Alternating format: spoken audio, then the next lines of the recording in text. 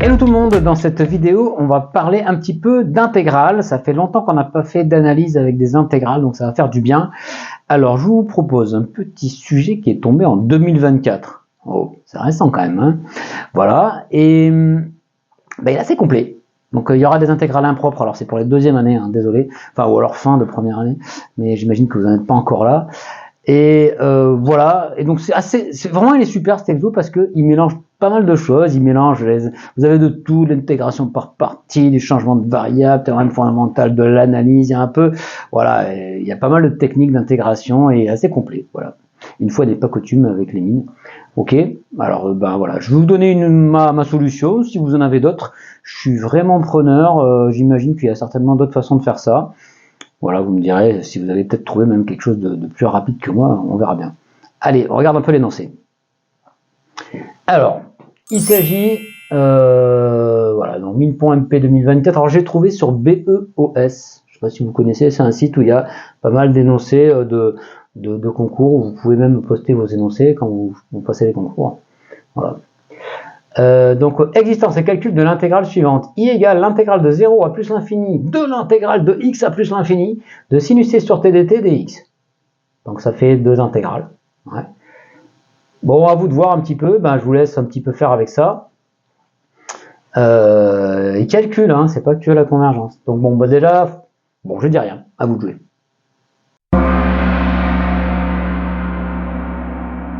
C'est parti pour la solution. Bon, alors on va essayer de faire les choses dans l'ordre. Faut pas aller trop vite, il faut quand même justifier, hein. Vous voyez qu'ici, alors qu'est-ce qu'on a? On a une intégrale, donc on va regarder les poupées russes de l'intérieur. Donc là, on va regarder déjà ce terme-là. Il faut montrer que ça converge, et après, il faut montrer que c'est intégral. Ouais. Bon, alors déjà, on va dire, si x appartient à R, on pose f de x est égal à l'intégrale de x à plus l'infini de sinus t sur t dt. Ouais. Voilà. Donc déjà, essayons de montrer que ça converge, et puis vous verrez que ça va servir pour la suite. Ouais. Alors, dans un premier temps, on va se dire, allez, bon, il y a quand même un truc, ouais, allez, bon. Si x est positif, on verra kx égale 0 après, mais vous voyez que en 0, c'est faussement impropre. Ouais. Donc, si x est positif, on n'a qu'à regarder, on va se donner a positif, et on regarde l'intégrale de x à a de sinus t sur t dt. Ouais. Donc ça, c'est semi-convergent. Ouais. Et puis c'est assez classique, vous avez déjà dû le rencontrer. Donc là, on va faire une intégration par partie. Donc la première technique, intégration par partie. Ici. Ouais. Donc ça fait quoi? Vous allez écrire ça comme ça. Vous allez écrire, bon, si vous voulez qu'on détaille pour la première année, je sais pas. Ouais, sinus t fois 1 sur t. Ouais. Ok. Donc là, je vais dire que ça c'est U et ça c'est V'. Donc ça va faire quoi en IPP? Ça va faire donc moins cosinus t sur t entre x et a. Et puis là moins, et là vous avez entre x et a, donc moins cos t sur l'arrêt d'un sur t, donc moins t carré. Donc les moins vont partir. D'accord? Voilà, donc ça fait quoi? Ça fait cos x sur x, f de x. Alors, quand cos x sur x, pardon, moins cos a sur a. Ouais. Et puis moins ce bazar. Bon. Voilà. Donc, t carré. Voilà. Donc ça, autant c'était pas absolument convergent, autant maintenant ça c'est convergent parce que c'est par Riemann. Ouais. Donc par Riemann, on va dire ça comme ça. Par Riemann, intégrale de Riemann. Donc on va dire quoi? On va dire cos a sur a. Ça tend vers 0 quand a tend à plus l'infini, puisque le cosinus est borné. Hein. Bon, on est en deuxième année, je ne vous fais pas le détail. Et puis ça, là, cos t sur t, pareil, pour les mêmes raisons, c'est inférieur à 1 sur t au carré. Et puis vous savez que donc cette intégrale est Riemann convergente. Ouais. Donc l'intégrale de... Enfin, donc ça c'est Riemann convergent, l'intégrale de 1 à... Donc pas Riemann, l'intégrale de x à plus l'infini de ça, ça converge. Donc l'intégrale de qui est là, cos t sur t carré dt converge. Ouais, c'est absolument convergente. Voilà. Et donc du coup, voilà. Donc f de x est bien défini. Donc si x est strictement positif, donc si x est positif, f de x est bien défini. Et d'ailleurs, on a une expression. Ouais, ça fait quoi? Eh bien, vous tendre a vers l'infini. F de x est égal à donc cosinus x sur x. Ouais, moins l'intégrale de x à plus l'infini de ce bazar, de cos t sur t carré. Et alors ça, figurez-vous que vous allez le garder dans un coin. On ne sait jamais. Ça pourrait resservir. Ouais. Voilà. On ne sait jamais. Moi je dis ça, je dis rien. On ne sait jamais. D'accord? Voilà. Alors, pour finir la question de ce f de x là, il faut regarder le cas. Faut regarder le cas x égale 0. Bon, x égale 0, vous séparez en fait. Ouais. Donc pour x égale 0, si x égale 0, bon, vous avez à regarder l'intégrale de 0 à plus l'infini. Bon, ceux qui connaissent, hein, c'est l'intégrale de Dirichlet, évidemment, c'est sujet de nombreux calculs, l'intégrale de Dirichlet. Donc vous allez dire ça comme ça, vous allez dire intégrale de 0 à plus l'infini de sinus t sur t dt, vous séparez en deux. C'est l'intégrale de 0 à 1 de sinus t sur t dt, plus, disons qu'elle est faussement impropre. Elle est faussement impropre en 0, voilà, ok. Donc pour rédiger un peu plus en détail, vous pouvez les traiter comme ça en deux. Mais ici, elle est faussement impropre. Pourquoi? Puisque la fonction sinus t sur t admet un prolongement continu. Converge. Car sinus t sur t admet un prolongement continu en 0. Voilà. Ouais. T tend vers 1 quand t tend vers 0. Et donc, en fait, on peut, voilà, cette intégrale converge en 0 et en plus l'infini. Ok. Alors, deuxième étape, maintenant qu'on sait que ça converge, va falloir l'intégrer. Mais pour l'intégrer, il faudrait déjà que ce soit continu, quand même, cette fonction f de x. Ouais. Alors après, on va l'intégrer jusqu'à l'infini, mais déjà, on va l'intégrer de 0 à a. Bon, alors, pourquoi c'est continu? Et en fait, c'est mieux que continu, puisque vous voyez, vous avez une intégrale dépendante d'un paramètre. Alors, on va carrément montrer que c'est de classe C1. Et on va calculer la dérivée. Ouais. Donc ici, c'est très simple tout ça. Comment? Alors, ça ressemble au théorème fondamental de l'analyse, intégrale de 0 à x ou intégrale de truc à x, sauf que c'est à l'envers, le x il est en bas, puis il y a plus l'infini en haut. Ça, c'est pas très grave, hein, il suffit de le couper en deux.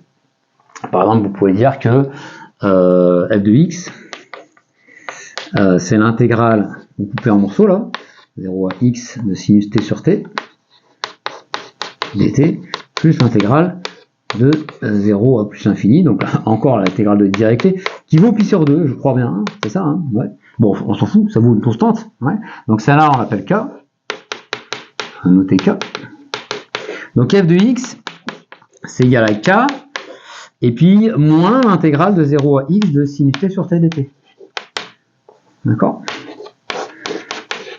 Et puis là, cette fonction-là, elle est continue, ouais. Donc d'après le théorème fondamental de l'analyse, eh bien, f est C1, de classe C1, sur R, plus, ouais, alors on est sur R+, hein, de classe C1, sur R+, et quel que soit x positif, eh bien, f' de x est égal à moins sinus x sur x. Alors attention, c'est pas sinus x sur x, c'est moins sinus x sur x.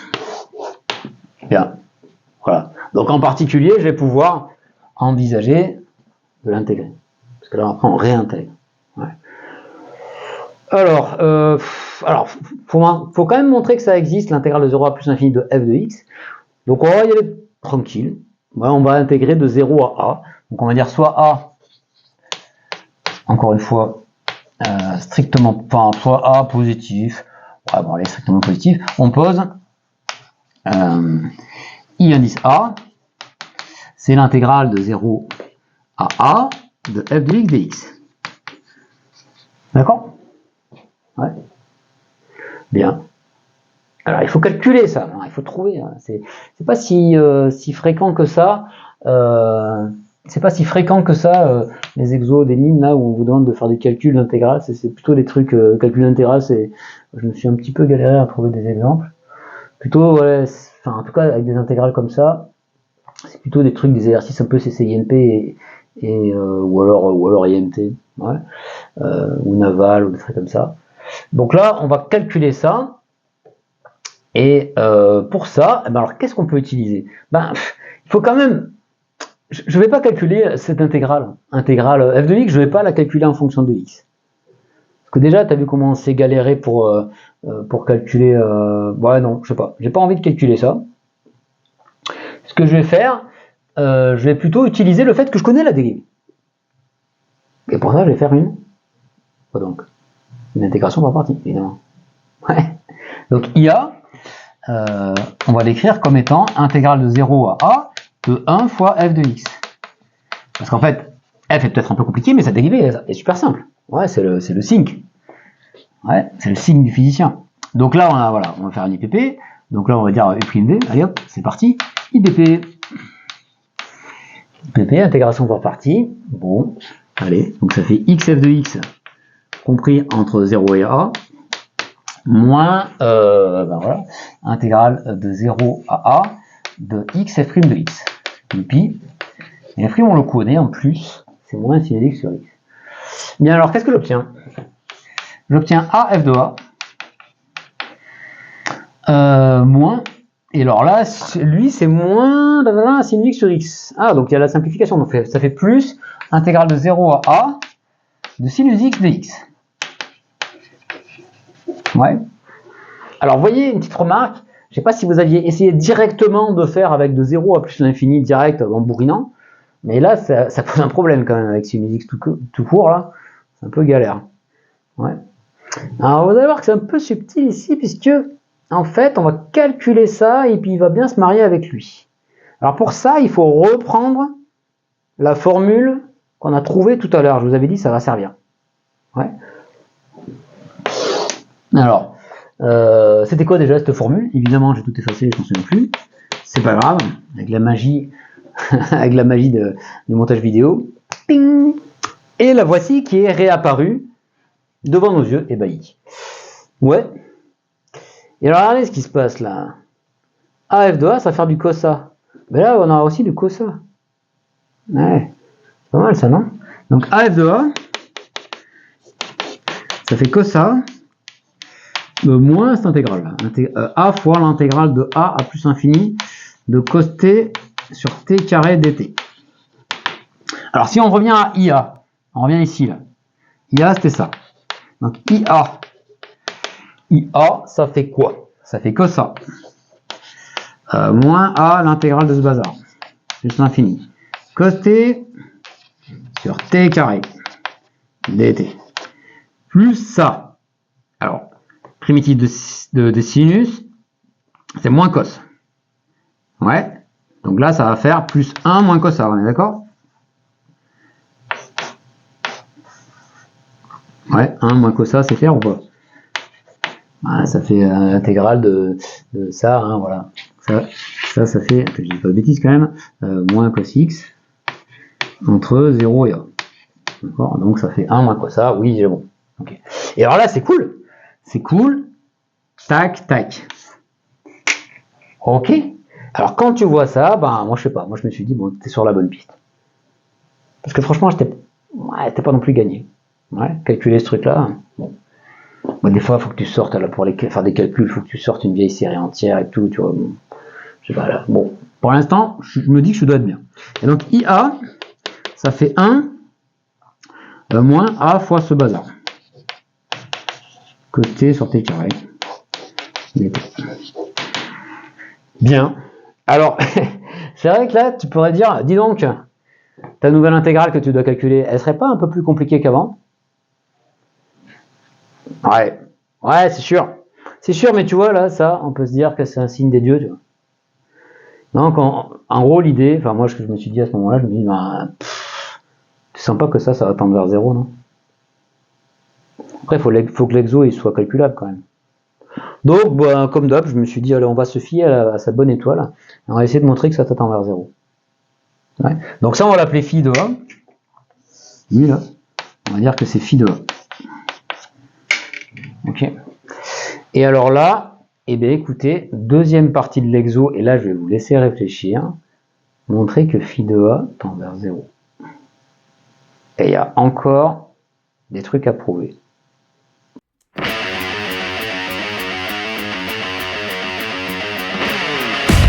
Il y a plusieurs façons de faire ça. Moi, je vous propose une indication. Après, je vous relaisse chercher. Changement de variable. On l'a pas encore fait. Une technique, on n'a pas encore fait. On a fait des intégrations par partie, théorème fondamental de l'analyse. Allez, changement de variable. Pourquoi faire? Lequel? À vous de jouer.